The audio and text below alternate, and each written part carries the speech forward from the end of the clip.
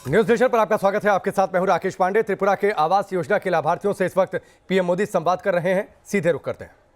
पूरे हिंदुस्तान के हर कोने में जनजातीय गौरव दिवस के रूप में मनाया जाएगा और हमेशा के लिए ये जनजातीय गौरव दिवस होगा। ये दिन केवल हमारी आदिवासी विरासत को नमन करने का दिन होगा, बल्कि एक समृद्ध समाज के लिए देश के संकल्प का प्रतीक भी बनेगा। और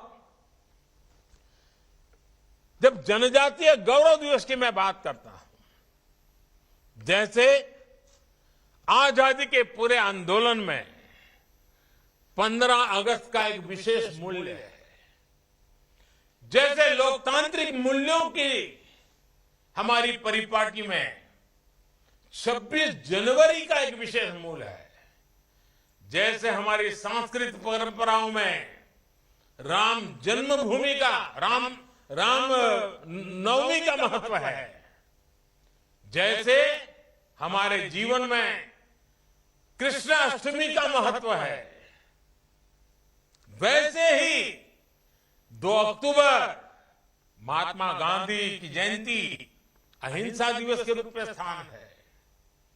जैसे 31 अक्टूबर सरदार वल्लभ भाई पटेल उनकी जन्म जयंती देश की एकता के संदेश के साथ जुड़ी हुई, वैसे ही अब 15 नवंबर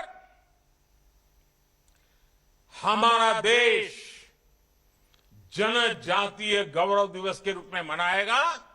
और देश की जनजातियों ने देश के विकास के लिए, देश की समृद्धि के लिए जो कुछ भी किया है, जो भी करना चाहते हैं,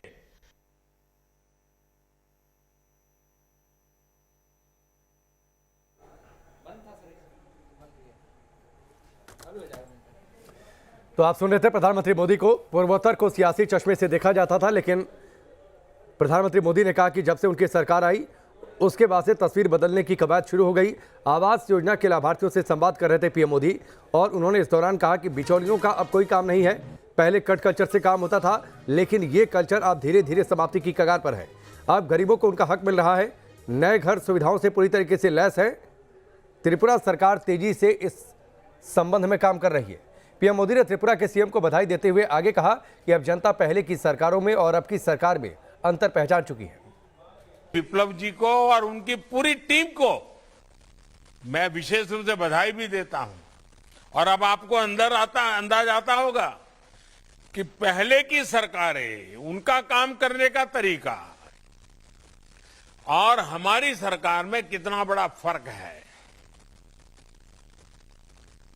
चाहे विप्लव जी की सरकार हो या मोदी जी की सरकार हो, हम नियमों को लोगों के लिए बाधा नहीं बनने देते। आप सबको मेरी तरफ से बहुत बहुत बधाई, और आपको इसलिए भी डबल बधाई कि इस घर का मालिकाना हक आपके पास होगा, महिलाओं के पास होगा। इस बात का हमने बहुत ध्यान रखा है कि पीएम आवास योजना के तहत जो घर बने वो हो सके तब तक महिलाओं को ही प्राथमिकता दी जाए, उन्हीं के नाम पर बने। जहां वो संभव नहीं है वहां ठीक है, नियम हम कोई महिला है ही नहीं, सिर्फ पुरुष है तो उनके लिए करेंगे। लेकिन अगर परिवार है तो घर की महिला जो मुखिया है उसके नाम घर देंगे। मेरी तरफ से आपको बहुत बहुत शुभकामनाएं।